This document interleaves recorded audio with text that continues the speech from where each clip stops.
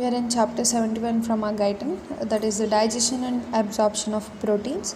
So first let us start the glossary terms. We have our amino acids. So amino acids are nothing but any group of organic compounds which are mainly containing one or more amino acid groups. So amino acid groups are here like NH2 and one more carboxyl group. So in an amino acid you can see on one end we will see the carboxyl group and on other end we will see the NH2 group. They combine together to form a protein. I'll show an example so that you will get an idea of an amino acid. So here you can see on one side we have the carboxyl group and on the other side you can have the NH2 group. So this is how the amino acid chain looks like. So they combine together to form a protein. So amino acid have one side carboxyl group and one side NH2 group. Next coming to the peptide linkage. So amino acids which are bound together by process of condensation where peptide linkage is formed when hydroxyl ion is removed from one amino acid and hydrogen is removed from succeeding amino acid. So this is the same thing which we already discussed in our glucose also, that is in our absorption and digestion of carbohydrates. So once again let us see here also. So for example, if you want to bind one amino acid, this is one amino acid with another amino acid. So from this first beginning amino acid we need to remove one H plus ion, and from this second amino acid we need to remove the OH minus ion. So by removing these two ions, if we try to combine, then we'll get the H2O. So this is how this process, combining two amino acids by this process, is called condensation, or it is also called as peptide linkage. According to our proteins, in proteins it is called peptide linkage. In our carbohydrates it is called condensation. Of course here also we can call it as condensation process. So now let us see what are peptones. Peptones are derivatives of proteins that are formed by partial hydrolysis of protein. So if the protein is undergoing some partial hydrolysis is the reverse process of condensation, that is reverse process. So now actually in hydrolysis what happens, this amino acids are break down so that they are divided into individual substances, individual amino acids. If they are individual amino acids, they are called amino acids, not proteins. So as a product of this hydrolysis we get that kind of protein which is called as peptone. It's a partial hydrolysis of protein. Now let us see the proteolytic enzymes. So in the name itself, see, proteolytic means the enzymes which are used to break down the proteins, right? So these are the enzymes which help with hydrolytic breakdown of proteins into simpler soluble substances as it occurs in digestion. So digestion is a process we know to convert the complex into simple ones. So in in this protein digestion mainly we need to add this proteolytic enzymes. Next coming to the proteosis. So proteosis is a mixture of split products formed by hydrolysis of proteins or polypeptides. Actually it's like a mixture.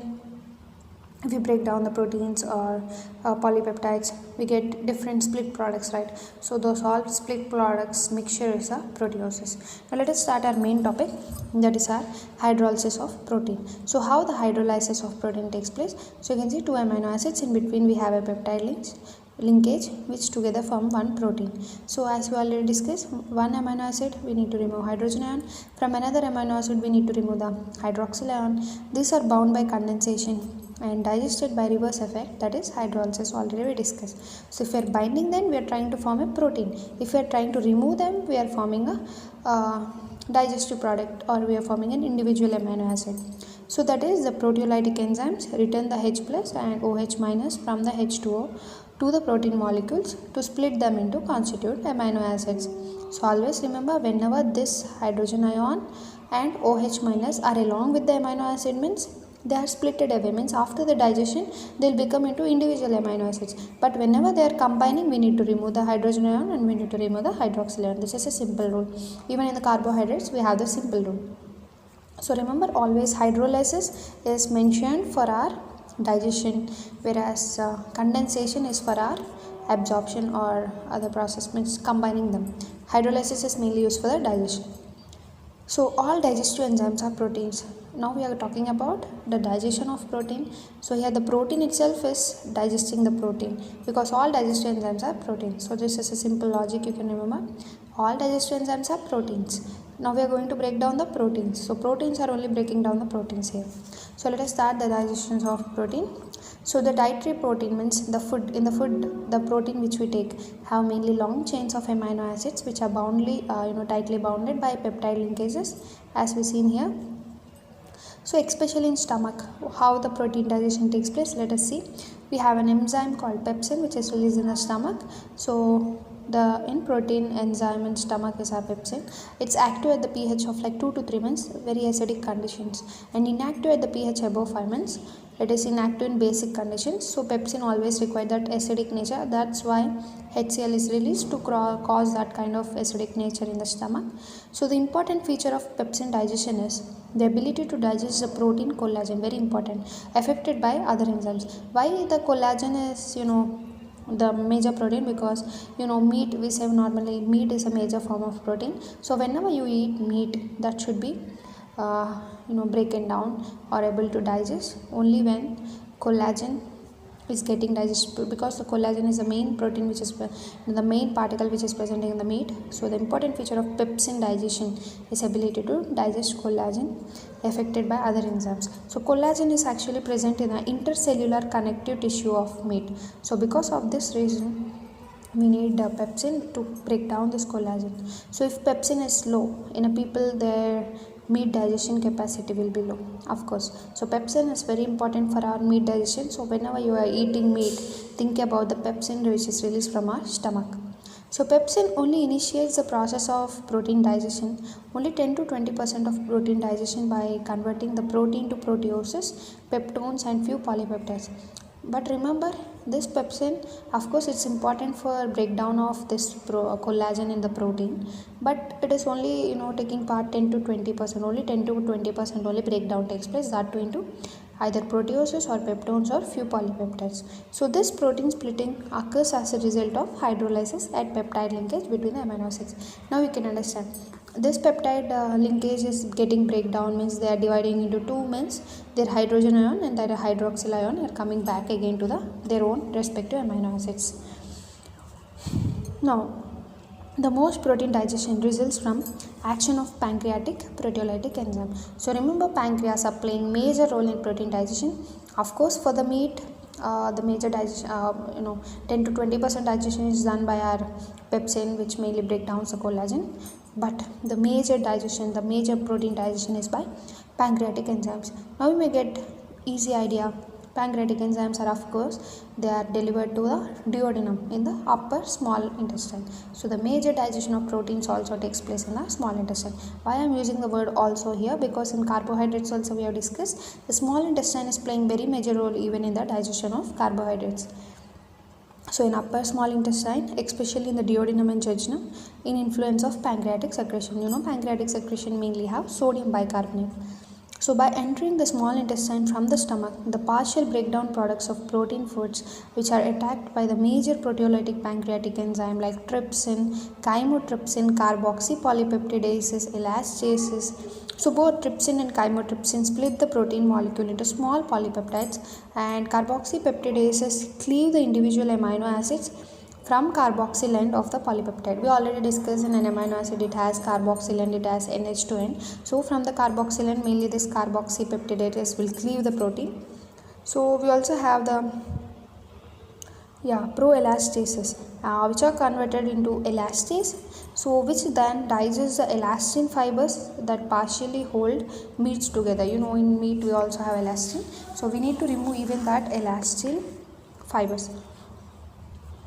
Only small percentage of protein are digested all way to constituent amino acid by pancreatic juices. Most of them remain as dipeptides and tripeptides. Again, we are getting one more dialogue here. Before we see that pepsin is digesting. Later we have said that no, pepsin only 10 to 20%. We have our major by pancreatic enzymes. Now we got another dialogue that only small percentage of protein are digested all the way to constituent amino acids. Means of course pancreatic enzymes lead to major digestion of protein, but most of them are not converted into individual amino acids. That is what they are saying by pancreatic juices itself. So most of them still remain as dipeptides and tripeptides. Of course, dipeptides, tripeptides are also smaller ones, right? First, for example, you have a polypeptide. That polypeptide you are converting into dipeptide or tripeptide, and some into amino acids. So pancreatic juice itself can't convert everything into amino acids. So still some dipeptides and tripeptides are left over. So the digestion of peptides by peptidases in enterocytes that line the small intestine mainly in the duodenum and jejunum, they have the brush border with the microvilli. So in its membrane there are multiple peptidases come in contact to the interstitial fluids. So the major two peptidases are very important, like aminopolypeptidase and several dipeptidases.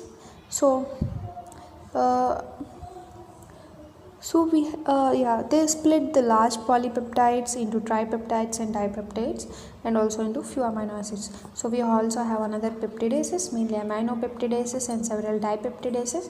These are also again used to cut down the bigger amino acid chains, protein chains into smaller chains like tripeptide, dipeptide, or either into few amino acids directly. So the amino acids, tripeptides easily transported by microvilli membrane to the interior of the enterocyte. So inside the cytosol of enterocyte, the multiple peptidases which are specific for remaining linkages between the amino acids. Within minutes, virtually all last dipeptides, tripeptides are digested into final stage to form a single amino acid. So remember, very important, before we said once again let us start the summary. Before we have seen mainly our pepsin is useful for to break down the collagen which is present in the meat, right? But only 10 to 20%. Later we have the pancreatic enzymes which are playing very major role. They are almost converting our proteins into amino acids directly or some into dipeptides and tripeptides. And later we have these dipeptides and tripeptides, they enter the enterocyte. Enterocyte means the small intestine cell. So they enter this GI cell. After entering into the GI cell, there we have our important enzymes which finally, you can say within minutes, they are digesting away to the final stage to finally form single amino acid, which pass on through other side of an enterocyte and then finally into the blood. So this is how the amino acids are entering into the blood by the process of this digestion of proteins. So more than 99% of final protein digestive products are absorbed are individual amino acids, with only rare absorption of peptides and very rare absorption of whole protein molecules. So always remember, now we have come into the absorption phase. So always remember, our blood or our body only absorbs the pure amino acids, single amino acids rather than peptides. Sometimes, very rarely, it may, sometimes in some cases it may absorb even peptides, and very rare cases it may also absorb the whole protein. So even these few absorbed molecules of whole protein can sometimes cause serious allergic or immunogenic disturbances. So that is the reason why the whole protein is never absorbed, because it may cause some serious allergies or disturbances, immunological disturbances. So always remember, single amino acids is the best way to absorb into the cell, especially into GI cell. Now let us see what are the basic principles of GI absorption. So now we need to understand what are the principles. Absorption of proteins as dipeptides, tripeptides or amino acids. So the energy for this transport is supplied by sodium co-transport system in the same way that the sodium co-transport of glucose occurs. So sodium co-transport, sodium along with glucose, how it gets into the cell. In the same way here also it is an active transport, we need energy. So by means of energy only, here the sodium along with the proteins co-transport, they go into the cell. That is, most peptide or amino acid bind in the cell microvillus membrane with specific transport protein which requires sodium binding before the transport occur. So same, sodium, one protein, they bind on the cell surface and they go inside together. So this is a co-transport. So after binding, the sodium ion moves down the electrogradient to the interior of the cell and pull the amino acid or the peptide along with it. So this process is called co-transport, or also we know the secondary active transport of amino acid and peptides together. So few amino acids don't require the sodium co-transport mechanism, but they are transported by special membrane transport proteins in the same way that fructose, fructose, we said it needs facilitated diffusion. So even sometimes few amino acids need the facilitated diffusion rather than this co-transport. Of course, we have discussed many of them may go along with sodium as a co-transport, that is secondary active transport, but some of these are facilitated like fructose. So next, at 5 types of transport proteins for amino acids and peptides have been found in luminal membrane of intestinal epithelial cell. So this multiplicity of transport protein required because of diverse binding properties of different amino acids and peptides. So very simple. So remember, this is a key point here. We have 5 different types of transport proteins for transport. So I'll draw a diagram to understand. So for example, it is an intestinal cell with microvilli brush border of a small intestine. You can take duodenum as an example here. So this is duodenum, small intestine. It is having many microvilli brush border. So this is a cell of a small intestine. Here we have a capillary beside it. So like this, the protein may go along with sodium by co-transport, or protein alone may go, actually I mean amino acid, as we discussed amino acids will go mostly inside. So amino acid it itself can go because of some protein facilitation of one protein. So like that, amino acid may go directly or protein sodium. So like this mechanisms, we found 5 different important mechanisms which are taking the protein along with either as co-transport or directly or any because of protein. So we have found 5 mechanisms to take the protein from the cell, outside the cell, into the cell, and next finally into a blood vessel. So in blood vessel mostly we will find amino acids only. So this is a complete overview of our digestion and absorption of protein. Let us see some of the diagrams and conclude the chapter. So we can see the enzymes which are useful. In mouth there is no way protein digestion. The protein digestion especially start in the stomach with an enzyme pepsin, and the action it converts the proteins into proteoses, peptones or polypeptides. That is 10 to 20% of protein digestion. Next, coming to the small intestine, of course it's a major part. Here trypsin, chymotrypsin, carboxypeptidase, proelastase. Action, they convert into proteins into proteoses, peptones, polypeptides and amino acids. So next, in a large intestine also we have some enzymes like this is also in small intestine, sorry. Large intestine we don't have anything. In small intestine only we have other enzymes like aminopolypeptidases, dipeptidases. So they also, what they do, they convert the polypeptides into tripeptides, dipeptides and amino acids. And enterocytes within the cytosol, they have multiple peptidases which action dipeptide, tripeptide into amino acids. So the single amino acids are formed inside the enterocyte. That is a key point to remember here. And we have different 5 types of transporters which bring the proteins into the cell of GI and from there into the blood vessel. So this diagram you can check out. After going into blood vessel, of course it will go first into the portal vein to the liver. From there it will go into the liver and later into the systemic circulation. So this diagram you can check out to understand again the process. You can use it like a mind mapping for your reference. So by this we completed our digestion and absorption of proteins.